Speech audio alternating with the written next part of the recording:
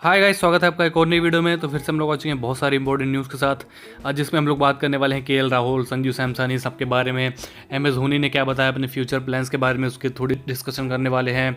IPL auction की date निकल के आ गई, तो भाई कैसे क्या हो सकता है, कैसे तैयारियाँ चल रही हैं, उसके बारे में थोड़ी सी बातें करने वाले हैं। फिर हम लोग बात करेंगे कि भाई जो हमारी यंग प्लेयर्स हैं उनको किसको रखना चाहिए, किसको टारगेट करना चाहिए। ये सारी बातें काफ़ी इंपॉर्टेंट है क्योंकि भाई वही हमारे फ्यूचर हैं।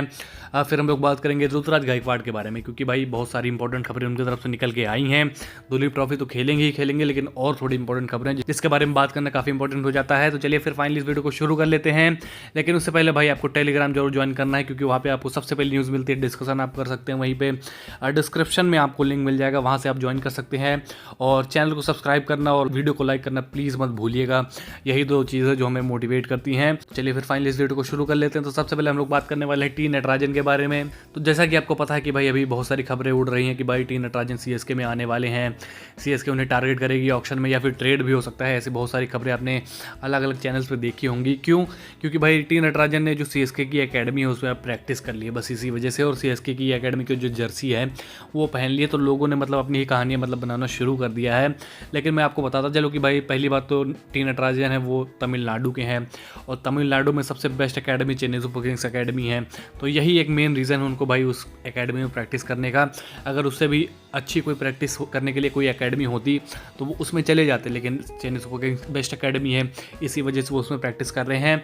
इसके अलावा इसमें कोई खबर नहीं है, कोई मतलब आप विश्वास करने की ज़रूरत नहीं है किसी के ऊपर कि ये सीएसके में आने वाले ये वो। तो भाई ये रहा टी नटराजन की स्टोरी। फिर हम लोग आगे बढ़ते हुए बात कर लेते हैं केएल राहुल और संजू सैमसन के बारे में। तो भाई डील की अगर हम लोग बात करें तो केकेआर, जैसे कि मैंने बताया था कि भाई शामिल है इस डील में। तो भाई केकेआर का आप मान के चले कि वो लगभग बाहर ही हो गए हैं, क्योंकि भाई वो जो डिमांड्स है दिल्ली कैपिटल्स की वो पूरी नहीं कर पा रहे हैं। इसी वजह से भाई मुझे लगता है वो बाहर ही हो गए हैं रेस से। बात करें अगर चेन्नई सुपर किंग्स की, तो भाई चेन्नई सुपर किंग्स अभी भी दोनों के पीछे पड़ी हुई है। और मैं बार बार जैसे आपको बता रहा हूँ कि भाई किसी और खबर पे आप विश्वास मत करिए। पहली बात तो भाई जो संजू सैमसन की अगर हम लोग बात करें तो भाई वो टर्म्स एंड कंडीशन जो है वो मतलब एग्री नहीं हो पा रहे दोनों टीम्स की तरफ से, लेकिन वो डील के होने के चांसेस ज़्यादा हैं। बात करें अगर हम लोग केएल राहुल की, तो भाई मुझे नहीं लगता कि दिल्ली कैपिटल ट्रेड करने वाली है केएल राहुल को। हालांकि चेन्नई सुपर किंग्स बहुत जोरों शोरों से लगी हुई है, लेकिन आप ये मान के चलिए कि ये ट्रेड डील मेरे हिसाब से बहुत मुश्किल है, बहुत मुश्किल है, आप ये मान के चलिए। और संजू सैमसन के होने के काफ़ी ज़्यादा चांसेस है कि भाई वही हो सकता है। बाकी आप कोई भी ट्रेड आपको सुनाई दे रहा हो, Donovan Ferreira, Rachin Ravindra, Devon Conway, कुछ भी हो, प्लीज़ भाई विश्वास मत करिए, वो सारी फेक खबरें हैं। कोई भी अगर जो ट्रेड खबर है वो अगर होने की प्रोबेबिलिटी है तो भाई वो आप ये मान के चलिए कि भाई संजू सैमसन वाली हो सकती है, बाकी सब फेक हैं।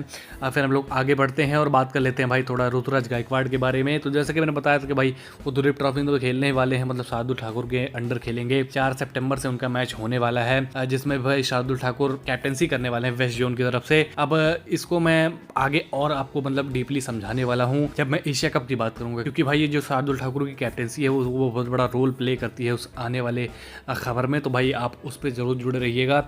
और मैंने सोचा आपको ये क्लैरिटी दे दिया जाए कि भाई ऋतुराज गायकवाड़ कब आपको एक्शन में दिखाई देंगे। उनकी ये मतलब नई फोटो भी सामने आई थी, आप देख सकते हैं। कुछ लोग पूछ रहे थे कि भाई कब से दुलीप ट्रॉफी स्टार्ट होगा, तो 4 सितंबर से ऋतुराज गायकवाड़ का मैच है। वैसे तो 28 अगस्त से शुरू होगा, लेकिन आपको गायकवाड़ को देखना तो भाई 4 सितंबर से शुरू होगा। तो भाई आप वहाँ पे वेस्ट जोन की तरफ से खेलने वाले भाई, ये भी मैं आपको क्लियर कर दूँ। तो मैंने सोचा आपके लिए अपडेट ये दे दिया जाए कि भाई ऋतुराज गायकवाड़ कब और कहाँ खेलने वाले हैं। और फिर हम लोग आगे बढ़ते हैं और बात कर लेते हैं भाई यंग प्लेयर्स के बारे में, जिसके मैंने बताया था कि भाई थोड़ी यंग प्लेयर्स की बात करेंगे कि भाई किसे रखना चाहिए चेन्नई सुपर किंग्स में, किसे रिलीज करना चाहिए। तो सबसे पहले भाई मैं डायरेक्टली नाम आपको बता देता हूँ भाई किसे रखना चाहिए, किसे रिलीज करना चाहिए। तो भाई वंश वेदी को रख लीजिए। बात करें शेख रशीद की, तो भाई मेरा 50-50 है उनकी तरफ। 3 प्लेयर्स की मैं बात कर रहा हूँ मेनली इसमें। और रही बात आंद्रे सिद्धार्थ की, तो भाई उन्हें रिलीज़ कर दीजिए, क्योंकि भाई मैंने उनका देखा है रिकॉर्ड जो टीएनपीएल में भाई कितना ख़राब किस तरीके से वो खेले हैं, जबकि इतनी हल्की बॉलिंग है टीएनपीएल की कि मैं क्या ही बताऊँ, जिसमें कि विजय शंकर जैक्स कैलिस की तरह मतलब खेलते हुए दिखाई दे रहे थे। आपने देखा ही होगा, अश्विन लगातार 50-50 बनाए जा रहे थे। तो अब उस लीग के मतलब बॉलिंग का लेवल आप देख सकते हैं।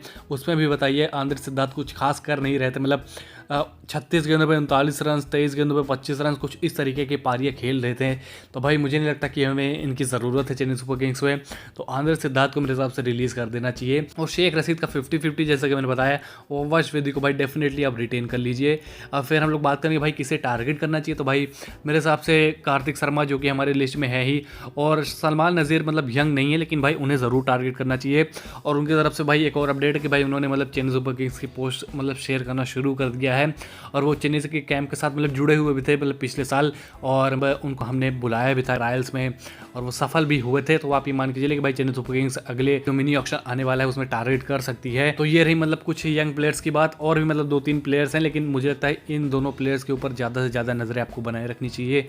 एक तो कार्तिक शर्मा, एक सलमान नाजिर, ये दोनों प्लेयर्स हैं। फिर हम लोग बात कर लेते हैं मिनी ऑक्शन की, भाई कब होने वाला है। तो भाई मिनी ऑक्शन आपको दिसंबर में दिखाई देगा, दिसंबर के मतलब 3rd वीक में मुझे लगता है ये ऑक्शन होने वाला है। और धोनी ने भी मतलब बता दिया कि भाई ऋतुराज गायकवाड़ वापस आ रहे हैं। बैटिंग ऑर्डर वो तो सॉर्टेड ही है, मतलब थोड़े जो लूप होल्स है उसमें हमने फिल करने हैं, जो कि आप मेनली समझ सकते हैं कि भाई मिडिल ऑर्डर बैट्समैन और फिनिशर में चाहिए, वही धोनी का मतलब इशारा था। और उन्होंने अपडेट भी, अगर मतलब वो ऐसी बातें करें तो मुझे लगता है वो अगला सीजन खेलने वाले हैं, जो कि मुझे लगता है काफ़ी इंपॉर्टेंट चीज़ है हमारे लिए। फिर हम लोग आगे बढ़ते हैं और बात कर लेते हैं भाई थोड़ा डेवॉर्ड ब्रेविस के बारे में। तो भाई वो मतलब साउथ अफ्रीका के domestic best player of the year वो बने हुए हैं, वो अवार्ड उन्हें मिला है, आप ये देख सकते हैं। तो आप देख सकते हैं कि भाई जब से चेन्नई सुपर किंग्स ने उन्हें खरीदा है, कब से कैसे उनके मतलब जो करियर है वो पलट गया है। और डेवॉल्ड ब्रेविस की बात कर ही रहे हैं तो भाई थोड़ी डिविलियर्स की भी बात कर लेते हैं।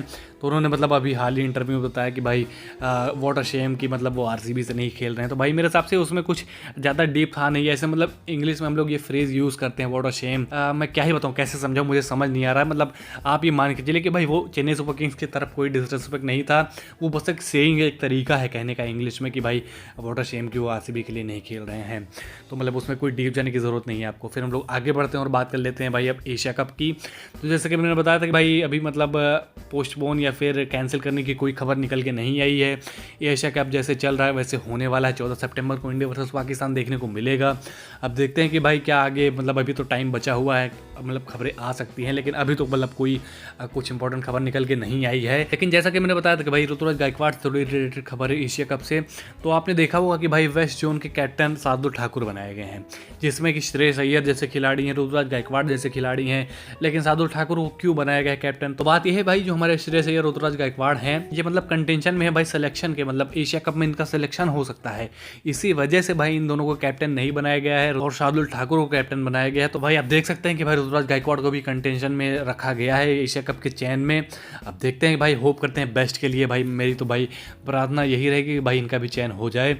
और एशिया कप से एक और खबर निकल के आई है, तो जैसे कि ये अभी 2-3 दिन पहले, मतलब 2-3 दिन या 6-7 दिन पहले आई थी खबर कि भाई जो हमारे सूर्य कुमार यादव हैं वो नहीं रहने वाले हैं, इंजरी के लिए मतलब बाहर गए हैं, स्पोर्ट्स हर्निया मुझे लगता है उनको हुआ था, इसी वजह से वो नहीं खेलने वाले हैं जो एशिया कप है। और कैप्टनसी हमारे हार्दिक पांड्या करने वाले हैं। लेकिन अब नई खबरें निकल के आ रही, मतलब क्रिक बज़ ने रिपोर्ट किया कि भाई वो रिहैब में है और वो मतलब वापसी कर सकते हैं, मतलब वो कैप्टनसी भी कर सकते हैं एशिया कप के लिए।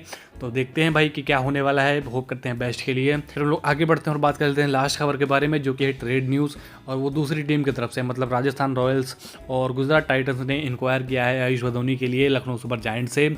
और बात कर ही रहे हैं लखनऊ सुपर जायंट्स की, तो भाई जस्टिन लैंगर और जहीर खान ये दोनों मतलब जो सपोर्ट स्टाफ है वो लीव कर सकते हैं लखनऊ सुपर जायंट्स का। तो ये थोड़ी छोटी सी खबर थी, मैंने सोचा आपके साथ शेयर कर दी जाए। तो चलिए फाइनली इस वीडियो को ख़त्म करते हैं। और हाँ, अच्छी वीडियोज़ आपके लिए हम लोग बना रहे हैं, कैमरे के सामने वीडियो बना रहे हैं, तो भाई आप लोग रेडी रहिएगा, थोड़ा सेटअप अपना बना ले, फिर आपको मिलेंगे सब, मतलब लगातार वीडियोज़ आपको मिलेंगी, अच्छी वीडियोज़ मिलेंगी। तो भाई आप लोग बस वेट कर लीजिए थोड़ा सा। तो चलिए फिर इस वीडियो को यहीं पर ख़त्म करते हैं। टेलीग्राम ज्वाइन करना मत भूलना, आपको डिस्क्रिप्शन में लिंक मिल जाएगा। और भाई सब्सक्राइब जरूर कर दीजिए चैनल को और वीडियो जरूर लाइक कर दीजिएगा। मिलते हैं आपसे अगली वीडियो में, तब तक के लिए बाय।